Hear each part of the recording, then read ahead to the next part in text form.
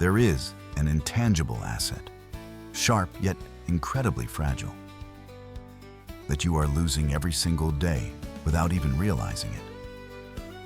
You throw it away on unworthy people, squander it on meaningless drama, and surrender it to a world that is constantly hungry for your mind. That asset is your attention. The brutal truth is, every time you give away your attention too easily, you are simultaneously giving away control over your life. A taunt echoes, and instinct pushes you to react immediately, to justify, to argue, to protect a fragile ego. But the very moment you rush to respond is the moment you have already lost. You have just handed the remote control of your emotions to your circumstances.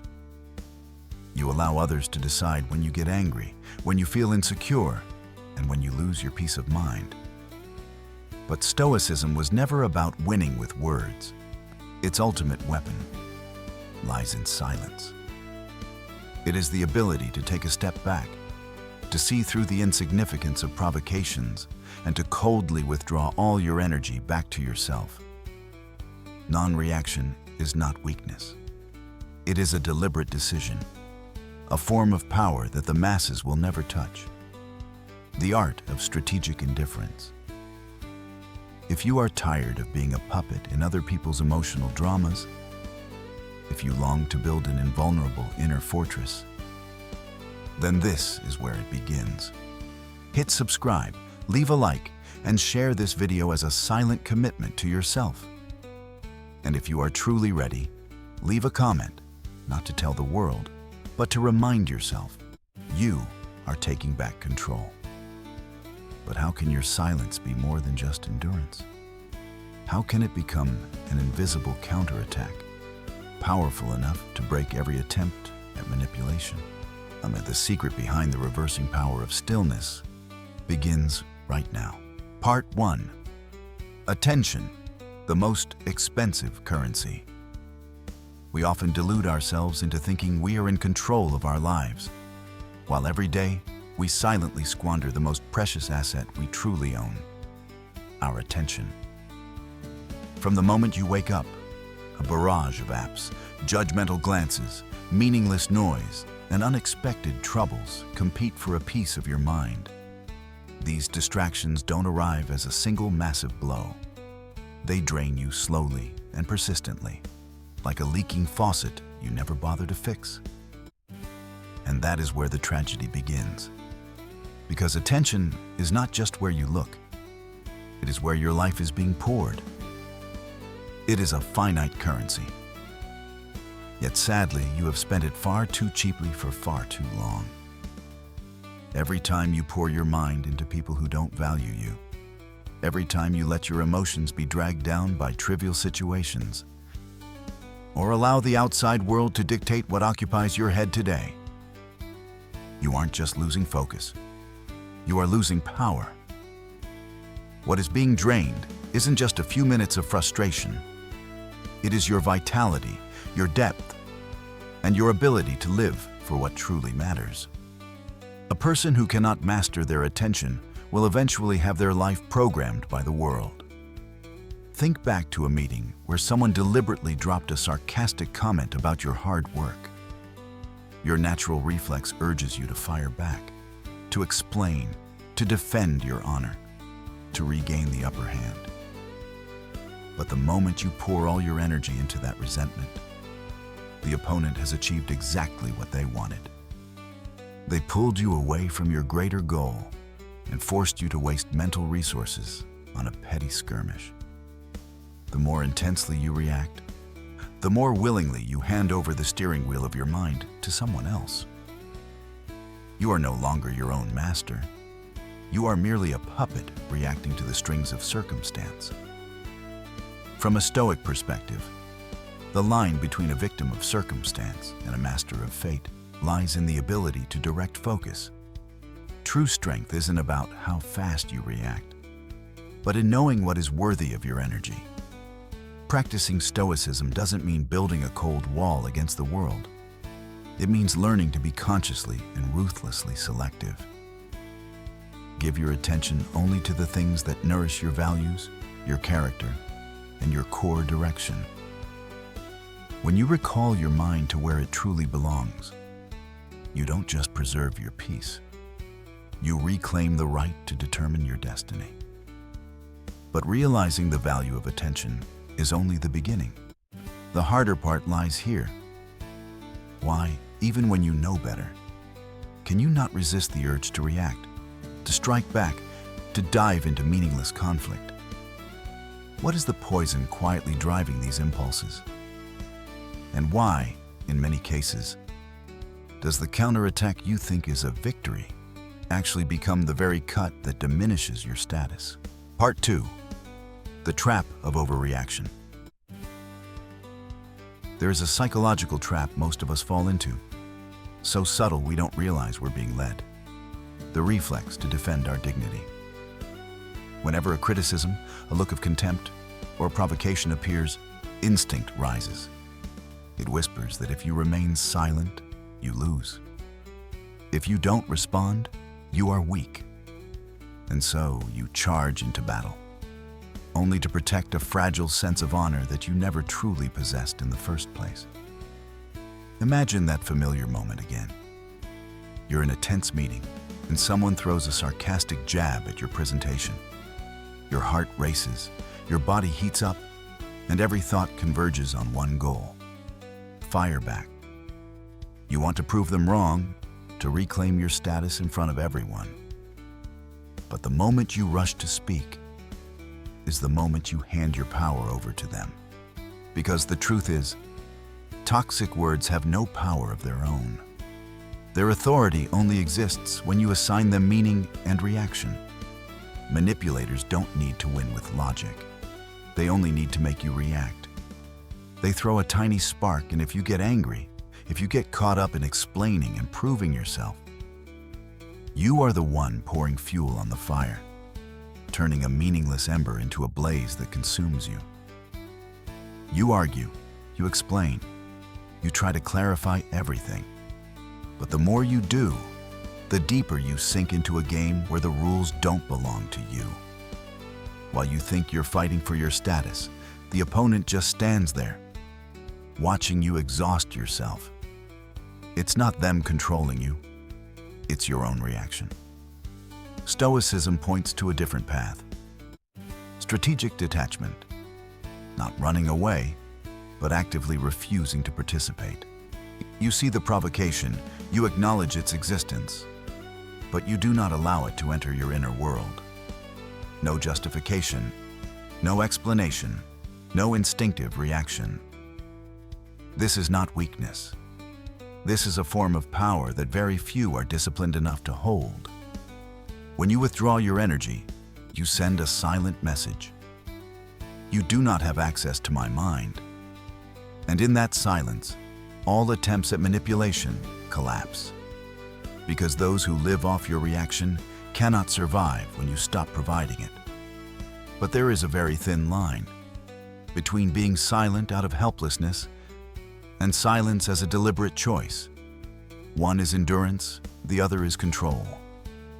True art doesn't just lie in not reacting. It lies in the deeper decision, choosing not to enter the game in the first place. Part 3. The art of silence and strategic abandonment. Thousands of years ago, Stoicism pointed out a truth that is both brutal and liberating. You cannot silence the world. You cannot stop the toxic arrows flying your way. But you always have the right to decide whether they are allowed to pierce your mind. That is where true power begins. In the heat of the moment, when instinct urges an eye for an eye, choosing silence is not the weakest response.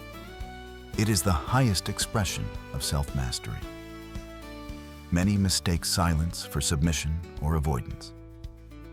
But in many situations, it is the most elegant and forceful form of refusal. When you don't bother to explain yourself against a baseless accusation, you aren't running away. You are simply standing firm in your own value, implying that you have no obligation to prove yourself to someone who isn't on your level of awareness. This is the core of strategic abandonment. Not every battle is worth entering, and not every provocation deserves a fraction of your energy.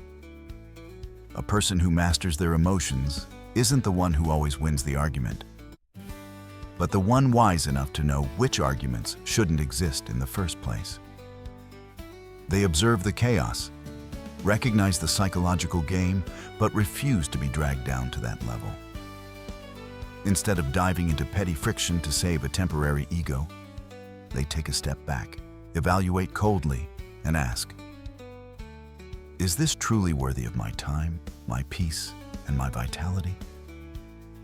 This practice sounds simple, but it is one of the hardest disciplines.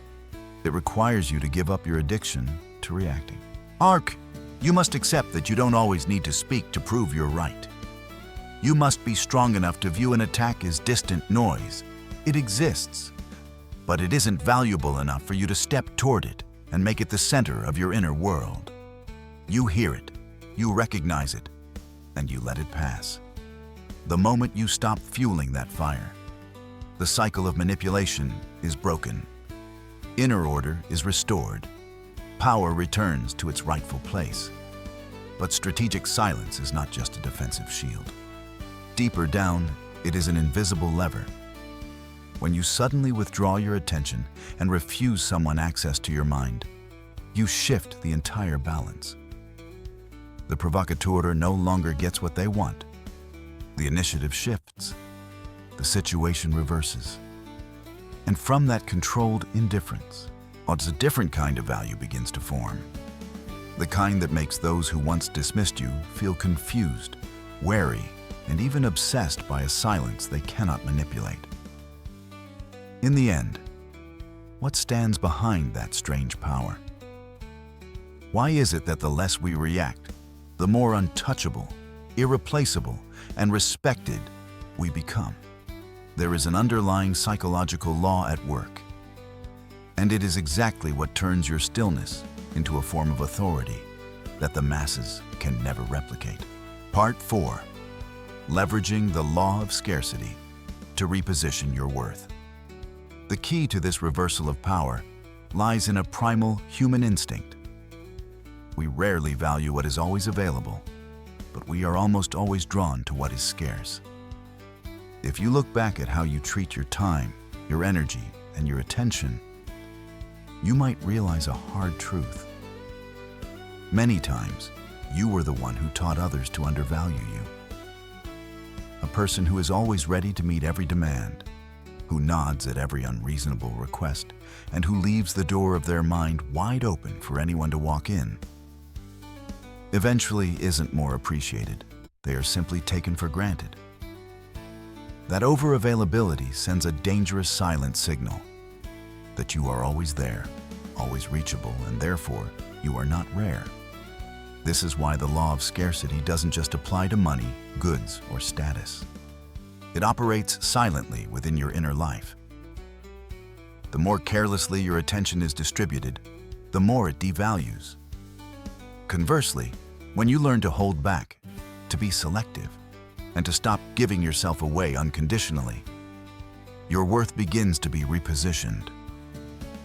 This isn't a cheap manipulation tactic, nor is it a fake coldness to appear mysterious. This is the behavior of someone who understands their own dignity. Like a gemstone that doesn't lie scattered on the roadside for anyone to kick, your attention must become an asset with conditional access. Not everyone has the right to enter your inner world. Not everything is worthy of your life force. The paradox is, the less available you are for meaningless things, the more weight you carry. When you stop appearing in every trivial argument, stop responding to every provocation, and stop trying to please those who don't value you, you force the world to rethink how it treats you. From that moment on, your presence is no longer a default. It becomes a prized choice. Anyone who wants to reach you must approach with respect, not out of habit. Carl Jung once left a sharp reminder. People reveal their nature through how they live, not through what they claim. Strength doesn't lie in how loud you proclaim your power. It lies in what you are wise enough to refuse. A truly valuable person doesn't waste energy proving it to the crowd. They show it through boundaries that are quiet but impenetrable. When a relationship demands that you exhaust yourself to maintain it, or when someone judges you just to drag you into their chaos, the strongest reaction isn't confrontation. It is withdrawing your presence. No lengthy explanations, no display of hurt. Simply being no longer available for what harms you. This selective inaccessibility is one of the clearest expressions of self-respect. You do not owe the world your attention. You are under no obligation to be open, to answer, to explain, or to stay just because others are used to you being there. Your attention is your capital, and that capital should only be invested in the people, values, and directions that are truly worthy. But the coldest edge of scarcity is yet to come. Because when you close the door of response, when the supply of emotion suddenly vanishes, those who lived off your attention won't just be disappointed. They will fall into a psychological void they cannot control. And in that darkness, a deeper law begins to work. The one who thought they held the power ends up being the one obsessed by your absence. Part 5. The mirror effect. Breaking a manipulator with silence. The invisible power that punishes manipulators with their own darkness lies in a cold mechanism. Your silence becomes a mirror, and in that mirror, they are forced to see themselves. You must understand one thing. Toxic people rarely generate energy from within. They survive on the reactions of others. They need your anger to feel powerful. They need your justifications to feel valid. They need your chaos to hide the disorder within themselves. Every jab, every provocation, every attempt to poke at your wounds is ultimately just a hook thrown into the lake of your inner world, waiting for you to create a ripple. The moment you don't bite, the entire mechanism shatters. When you don't get angry, don't explain, and don't provide the chaos they crave, you instantly cut off the emotional supply they depend on. What remains is no longer the familiar game, but a suffocating silence. Imagine someone used to hurling insults and watching you lose control. But this time, instead of scrambling to react, you simply look at them with absolute stillness. No explanation, no fighting back, not a single spark of emotion for them to cling to. That stillness reverses the entire dynamic. Without a response, they can no longer sustain the illusion of power. For the first time, they are forced to confront their own emptiness. This is why silence is not just defense. At a deeper level, it is a reflection. It doesn't attack directly, but it traps the other person in the echo of their own behavior. Venom, when it finds no host to cling to, turns back on the one who spat it, and the discomfort they wanted to plant in you begins to bite them back. Confusion sets in. Loss of control follows. Sometimes they will expose their own true face in a desperate attempt to pull you back into the old game. This is the core of a powerful image. Dropping the rope. In every psychological tug of war, the opponent can only pull you down if you keep holding your end of the rope. Every argument, every explanation, every attempt to prove yourself is evidence that you are still playing. But when you let go, all their pulling force becomes useless. The one using all their strength to jerk you down will lose their balance by their own momentum. And you, by a decision that seems passive, are the first to walk out of the mud unstained. This is a victory without sound. No chest thumping, no final word, no dramatic comeback. These and only a timely withdrawal, a deep enough calm, and a silence vast enough for the opponent to hear their own distortion. In that moment, You don't just escape manipulation. You force the manipulator to face their rawest self, the version they always tried to avoid by creating chaos in others. But conquering external deceit is only half the journey, because you will eventually realize the most persistent manipulator doesn't stand in front of you. It lives inside your head. It doesn't need public sarcasm or looks of contempt. It only needs a tiny voice, repeating every day, enough to make you doubt, condemn, and erode your own value. So, when the battlefield moves inward, when the mirror no longer reflects others but yourself, what kind of inner discipline is strong enough to stop that silent sabotage? Part 6. Inner Discipline. Ignoring the enemy. Within human beings are often skilled at building walls against the chaos of the outside world. Yet we remain perilously negligent toward a far more dangerous saboteur living right inside us. This ultimate enemy rarely wears the face of a bitter colleague or a malicious stranger.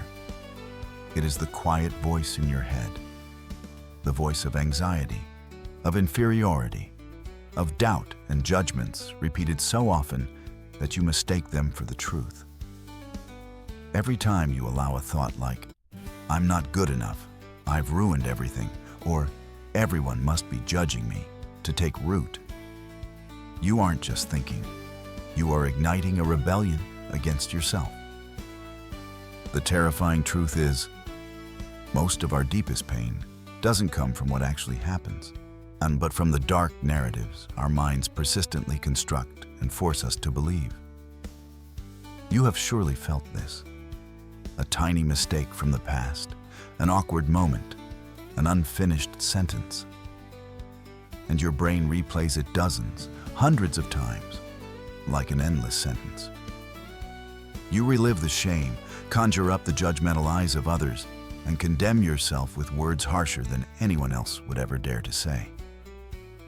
But ironically, the more you struggle to escape, the deeper you sink. The more you analyze, the more you ruminate, the more you try to fix it in your imagination, the deeper your mind drifts into a swamp of exhaustion. In the end, you become the most persistent torturer of your own life. Stoicism offers an escape that is both simple and rigorous. Do not believe everything your mind says. Inner discipline doesn't lie in the total destruction of negative thoughts. That is an impossible war. It lies in the ability to take a step back, to observe them appear and pass without immediately identifying yourself with them. A dark thought arising doesn't make it a universal truth. A surge of anxiety doesn't mean you must kneel before it. You can see it, acknowledge it, but refuse to hand it the steering wheel.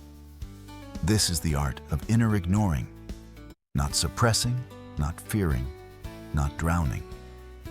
Simply identifying with calm and refusing to nourish it. Treat those noises like the harsh sound of a truck rushing past the road you are walking on.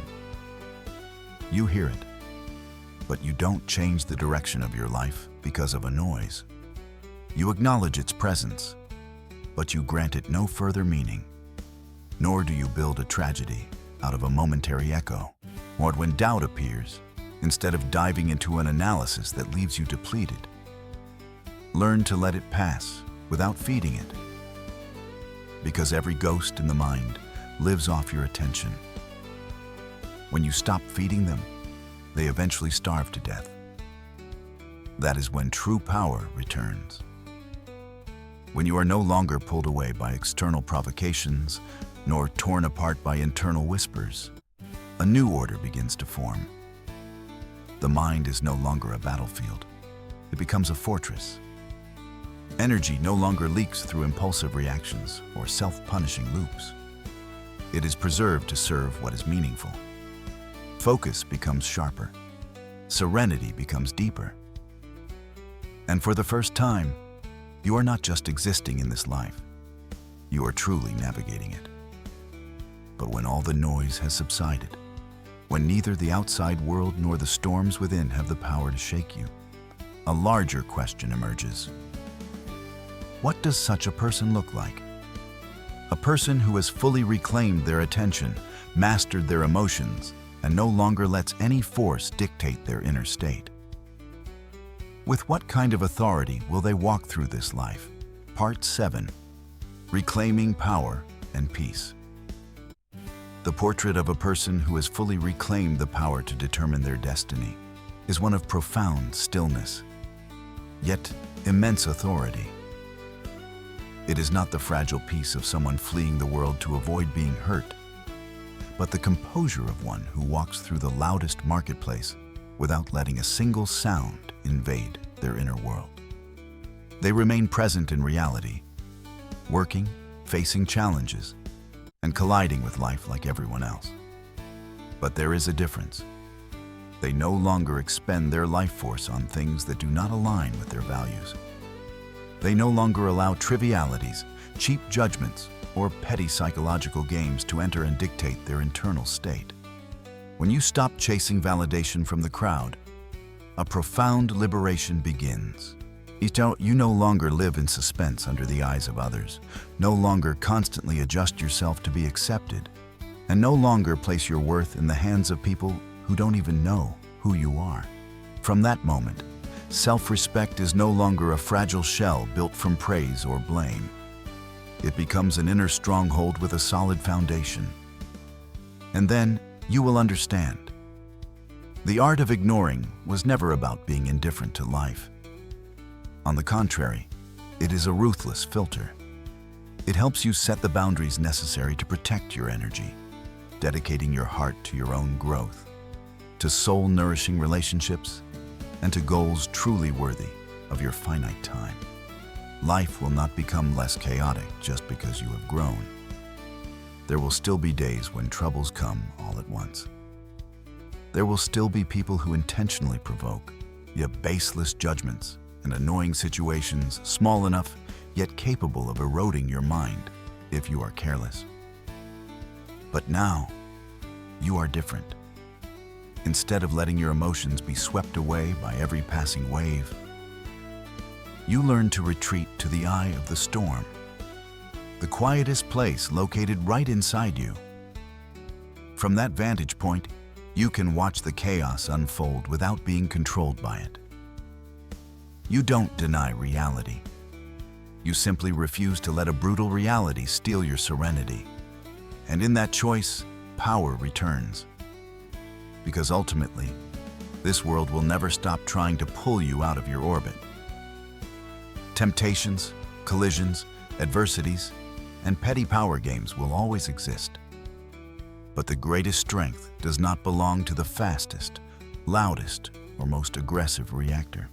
And it belongs to the one who knows how to withdraw their attention from the meaningless, who anchors themselves in core values, and who keeps their mind from being torn apart by everything passing through their life.